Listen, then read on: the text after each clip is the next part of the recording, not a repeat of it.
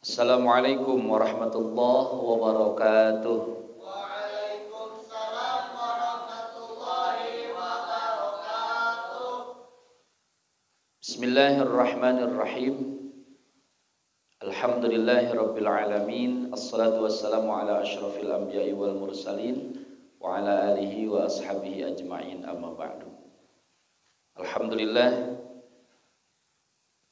saat ini Allah memberikan kemuliaan pada kita semua sebagai bukti kita bisa melaksanakan ibadah salat berjamaah dan ta'lim pada saat ini. Semoga kenikmatan dari Allah ini senantiasa kita pelihara, kita manfaatkan dan kita ikhtiarkan agar semakin maksimal. Amin ya rabbal alamin.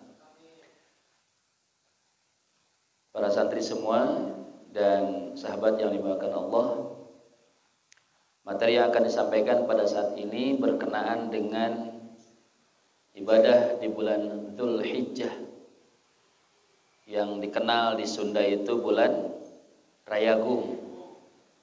Allah Subhanahu wa taala menciptakan bulan dalam satu tahun itu ada 12 bulan. Sungguhnya dalam satu tahun itu ada 12 bulan. Masih hafal bulan-bulannya?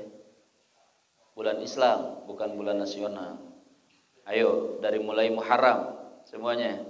Muharram, Safar, Rabiul Awal, Rabiul Akhir, Jumadil Awal, Jumadil Akhir, Rajab, Sya'ban, Ramadan, Syawal, Dzulqa'dah, Dzulhijjah.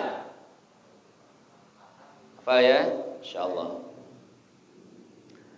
Nah, di antara 12 bulan itu ada 4 bulan yang dimuliakan Allah Subhanahu wa taala. Ini mohon diingat ya.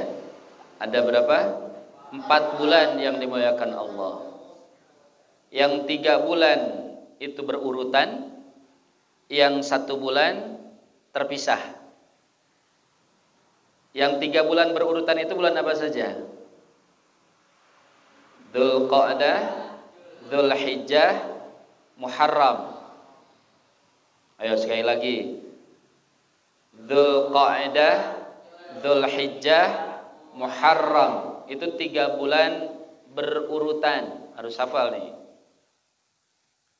Dan yang 1 lagi itu terpisah, yaitu bulan Rajab. Rajab. Kenapa bukan bulan Ramadan? Ramadan itu sayyidus syuhur, rajanya bulan, ya. Rajanya bulan itu Ramadan. Kalau rajanya hari Jumat, sayyidul ayyam.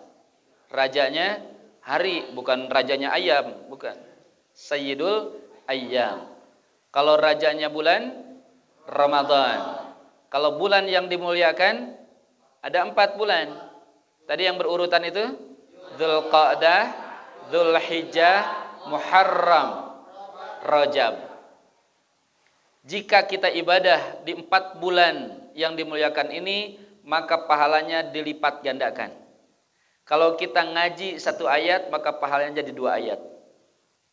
Kalau kita saum 1 hari, maka pahalanya jadi 2 hari. Kalau kita sholat 2 rakaat subuh, pahalanya jadi 4 rakaat. Masya Allah. Kalau kita sedekah 1.000 rupiah, maka pahalanya 2.000.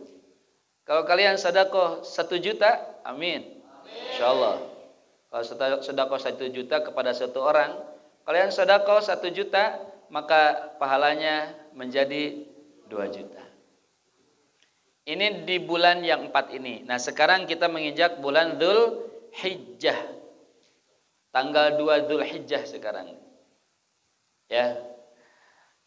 Nah, di bulan Dzulhijjah ini kita harus tingkatkan ibadah kita. Ngaji Quran harus semakin rajin, sholat sunnah, sholat sunnah harus semakin rajin, saum sunnah juga insyaallah kita rajin. Terutama di bulan Dzulhijjah ada ibadah yang paling utama di hadapan Rasulullah sallallahu alaihi wasallam, terutama tentunya di hadapan Allah Subhanahu wa taala. Kata Rasulullah sallallahu alaihi wasallam, tidak ada yang lebih Allah cintai ibadah di tanggal 10 Dzulhijjah kecuali orang yang mengocorkan darah hewan kurban. Nah, ini hewan kurban. Ya. Jadi ibadah yang utama di bulan Dzulhijjah diantaranya adalah ibadah kurban. Yang tidak kalah utama lagi adalah ibadah di bulan Dzulhijjah itu adalah ibadah haji. Yang sekarang qadarullah atas kebijakan pemerintah juga, jamaah haji Indonesia tidak bisa berangkat ke tanah suci Mekah. Sudah 2 tahun, 2020, 2021. Ayo insyaallah, Allah Maha tahu niat saudara-saudara kita, muslimin muslimat, sahabat yang memuliakan Allah yang sudah niat ibadah haji, yang belum bisa berangkat saat ini, insyaallah Allah Maha tahu. Kita juga doakan semuanya bahwa beliau semuanya telah mendapatkan pahala ibadah haji insyaallah. Ada yang mau berangkat tahun kemarin belum berangkat karena tidak boleh dengan larangan COVID-19 dan meninggal dunia sebelum beliau berangkat. Insyaallah pahala hajinya Allah berikan. Dan untuk kita nih ya, yang tidak melaksanakan ibadah haji, ada ibadah yang luar biasa yang bisa kita lakukan, yaitu di tanggal 9 Dzulhijjah. Tanggal berapa? 9 Dzulhijjah. Karena tanggal 10 Dzulhijjah itu adalah Idul Adha. Idul Adha. 9 Dzulhijjah ada ibadah saum sunnah yang Rasulullah secara langsung menyampaikan kepada para sahabatnya. Dan saum pada tanggal 9 Dzulhijjah ini disebut saum Arafah. Kenapa Arafah? Karena pada tanggal 9 Dzulhijjah ini para jamaah haji yang berada di kota Mekah ya, itu sedang wukuf di Arafah. Tanggal 8 itu disebut hari Tarwiyah. Para jamaah haji disunahkan ke Mina ya, ke Mina. Tapi ada yang langsung kebijakan pemerintah Saudi itu langsung ke Arafah. Ada juga KBIH atau jamaah haji yang mau ke Mina dulu. Itu secara pribadi menyewa mobil masing-masing dengan mengeluarkan uang lagi ke Mina dulu dan berangkat tanggal 9 ke Arafah semuanya. Al-Hajjul Arafah, ibadah haji itu intinya adalah Arafah. Maka semua jemaah haji, baik yang sehat ataupun yang sakit sekalipun, itu wajib hukumnya masuk ke padang Arafah ya pada saat tanggal 9. Itu waktunya mulai zuhur sampai maghrib. Waktu yang rukunnya, karena Arafah itu rukun. Wukuf di padang Arafah itu rukun ibadah haji. Tidak Arafah maka tidak jadi hajinya. Nah bagi kita semua, sahabat juga yang dimuliakan Allah, bagi yang tidak melaksanakan ibadah haji, termasuk kita yang ada di masyarakat atau di negara kita ini, ada kesempatan emas untuk melaksanakan ibadah yang pahalanya luar biasa besar, yaitu saum pada tanggal 9. Disebut saum Arafah. Rasulullah menyampaikan satu hadis yang luar biasa. Hadis ini sangat menggiurkan bagi orang-orang yang beriman. Sabda Rasulullah, "Siyamu yaumi Arafata yukaffirus sanatal madiyah wal baqiyah." Masya Allah. Saum pada tanggal 9 Dzulhijjah atau pada hari Arafah, yukaffirus sanatal madiyah wal baqiyah, itu akan melebur dosa-dosa kita setahun yang lalu dan setahun yang akan datang. Masya Allah. 2 tahun dosa kita akan dihapuskan oleh Allah Subhanahu wa taala. Kabita teh, masya Allah. Siap saum? Siap saum. Insyaallah. Ada yang saum dari sekarang nih, saum Senin Kamis, ada yang saum Daud dari tanggal 1, tanggal 3. Silahkan, itu sunnah. Nah, kalau mungkin kita tidak mampu, maka tanggal 9 nanti kita saum, ya, kita saum. Insyaallah menurut kalender Hijriah, hasil hisab dari lembaga-lembaga yang berwenang yang disepakati juga insyaallah oleh pemerintah bahwa jatuh tanggal 10 Zulhijjah itu bertepatan dengan tanggal 20 Juli ya, tahun ini 2021. Tanggal 10 Zulhijjah 1442 Hijriah bertepatan dengan 20 Juli 2021. Berarti tanggal 9 Zulhijjah itu pada tanggal 19. Jika tanggal 10 Zulhijjah jatuh pada hari Selasa, maka tanggal 9 Zulhijjah jatuh pada hari Senin, insyaallah. Senin yang akan datang, ya, kita saum. Kita niatkan, semoga Allah memberikan umur kepada kita semua. Ini anugerah terbesar nih dari Allah Subhanahu wa taala melalui lisan Rasulullah sallallahu alaihi wasallam bahwa kita ada kesempatan untuk saum 1 hari di bulan Zulhijjah tanggal 9, pahalanya luar biasa. Diampuni dosa kita yang telah lalu 1 tahun dan yang akan datang 1 tahun. Menurut para muhadditsin, ahli hadis, bahwa dosa kita yang telah lalu itu dosa perjalanan hidup kita setahun yang telah lalu. Dan yang akan datang bukan berarti dosanya belum dilakukan lantas kita sudah ada jaminan, bukan. Alamun gitu mangusnya mau kue dan kayak dijamin dihampura, bukan begitu. Enak kan? Sudah korupsi saja sekarang, nanti besok di tanggal 10 misalnya mau sapi hiji gitu, kayak udah dihampura gitu, bukan begitu. Tapi apa? Allah akan menjaga kita, langkah kita, hati kita dari melakukan dosa setahun yang akan datang. Sehingga Allah akan memberikan kesempatan kita untuk betul-betul merasakan nikmat dalam ibadah dan merasakan canggung dan merasa takut untuk melakukan maksiat setahun yang akan datang. Itu kata para ilmu hadis. Namun tetap saja kita harus berikhtiar. Karena setan, iblis laknatullah alaih, itu tetap akan berusaha, dia akan menjerumuskan kita. Akan berusaha terus menjerumuskan kita. Tetap hati-hati, ya. Tetap hati-hati. Abi kasih contoh seperti ini. Misalnya, kalian mau berangkat wisata ke Pangandaran. Dikasih mobil yang bagus supaya tidak mogok di jalan, gitu ya. Dikasih perbekalan yang cukup supaya tidak kelaparan di jalan atau di lokasi. Sudah nih, insya Allah kamu akan selamat sampai ke sana. Karena ada jaminan seperti itu, mobilnya sehat gitu ya, kuat. Kita menjalankan mobil itu mengendarainya dengan ugal-ugalan. Itu tidak dijamin selamat. Atau menjalankan mobilnya tidak mematuhi aturan lalu lintas. Itu juga tidak menjamin selamat. Jadi keselamatan itu Allah sudah jamin, tapi kita yang harus menjalankannya. Gitu. Kehati-hatian kita tetap saja. Anda semuanya dan sahabat yang dimuliakan Allah,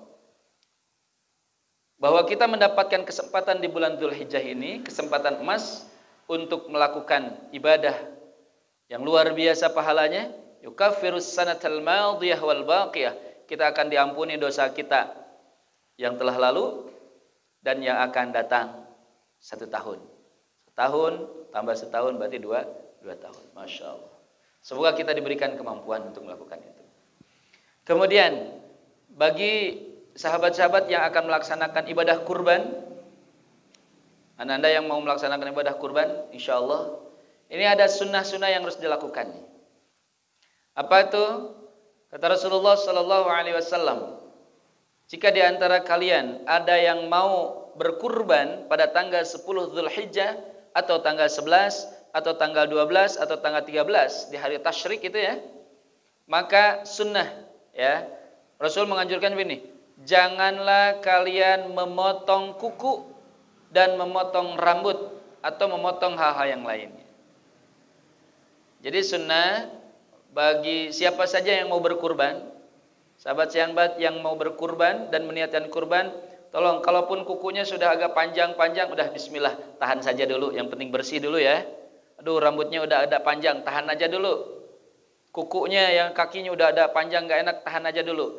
Kalau sudah niat berkurban. Itu sunnah. Dari kapan? Dari tanggal 1 Dzulhijjah kemarin tuh ya, sampai dengan tanggal 10 Dzulhijjah atau sampai tanggal di mana hewan kurban kita itu dipotong. Misalnya kita potongnya tanggal 10, beres potong sampai sekalian potong kuku lah, kubedog gitu. Atau potong rambut. Tapi kalau potongnya tanggal 11 ya tahan dulu sampai tanggal 11 begitu. Itu sunnah, bukan wajib. Itu sunnah, keutamaan bagi yang melaksanakan kurban. Dan bagi yang kurban juga nanti disunnahkan ketika sholat Idul Adha, itu sunnah bagi kita nih. Semuanya bagi yang belum kurban juga nggak apa-apa. Ini sunnah kita keluar dari rumah menuju masjid atau lapangan untuk sholat Id, itu sunnah tidak makan dulu. Makanan pokok ya. Kalau minum boleh ya silahkan, bisa pingsan di jalan. Tapi jangan makanan pokok dulu. Kalau di kita nasi gitu ya. Kalaupun minum secukupnya, bukan sewaregnya. Kapan kita makannya? Disunahkan makannya itu nanti selesai Idul Adha atau selesai sholat Id atau setelah pemotongan hewan kurban. Diharapkan kita betul-betul menikmati dan menunggu-nunggu daging sembelihan itu. Itu yang diharapkan, sunnahnya gitu. Dan diperbolehkan kepada yang berkurban itu memakan daging kurban, boleh. Berapa takarannya? Sepertiga, ya. Sepertiga itu, jadi kalau misalnya ini sapi, kambing ya, kambing dipotong itu dibagi 3, 1, 2, 3. Nah, sepertiganya boleh untuk yang kurban, yang 2/3-nya untuk dibagikan kepada mustahik. Boleh. Gimana kalau sapi? Ya sama saja. Sapi untuk 7 orang misalnya. Sapi untuk 7 orang. Misalnya sapi itu keluarnya 1 kintal, 100 kilo. Ya, 100 kilo dibagi saja 3 dulu. Bagi 3 berarti sekitar 33 kiloan lah ya. 33 kilo lebih sedikit. Yang 33 kilo itu untuk 7 orang. Yang berapa tuh? 66 itu untuk mustahik. Yang 33 itu dibagi 7. Nah, itu aturannya. Jadi diperbolehkan yang berkurban pun memakan daging kurban. Namun lebih utama jika daging kurban itu kita sedekahkan kepada orang yang lebih mementingkan atau membutuhkan. Tapi sekali lagi diperbolehkan. Santri semuanya dan sahabat yang dimuliakan Allah, yang terakhir dalam bahasan ini adalah sikap kita dalam menghadapi kondisi sekarang, ya, kondisi sekarang di mana kita masih pandemi COVID-19, bagaimana pelaksanaan penyembelihan hewan kurban. Baik, itu diperbolehkan di daerah kita, alhamdulillah diperbolehkan dengan tetap menjaga protokol kesehatan. Insya Allah, karena tidak mungkin kurban dibatalkan. Walaupun anjuran pemerintah itu penyembelihan hewan kurban itu dititipkan atau diberikan kepada RPH, rumah penyembelihan hewan. Itu jika di zona merah. Tapi kalau di kita insya Allah masih aman, berarti kita boleh melaksanakan penyembelihan hewan kurban di daerah kita dengan tetap menjaga protokol kesehatan insyaallah. Semoga amal ibadah kita di bulan Dzulhijjah itu penuh berkah, penuh rahmat dan diterima Allah Subhanahu wa taala. Kita diberikan kesehatan wal afiat sehingga kita bisa melaksanakan rangkaian ibadah di bulan Dzulhijjah, dan bagi saudara-saudara kita yang akan melaksanakan ibadah kurban, semoga kurbannya diterima oleh Allah Subhanahu wa taala. Bagi saudara-saudara kita, ayah bunda kita yang sudah berniat dan akan berangkat melaksanakan ibadah haji dan qadarullah itu tertunda kembali pelaksanaannya, yakinlah bahwa Allah Maha tahu. Allah Maha tahu. Allah Maha Rahman, Allah Maha Rahim. Insyaallah kita tidak akan kehilangan pahala yang penuh berkah dari Allah Subhanahu wa taala insyaallah.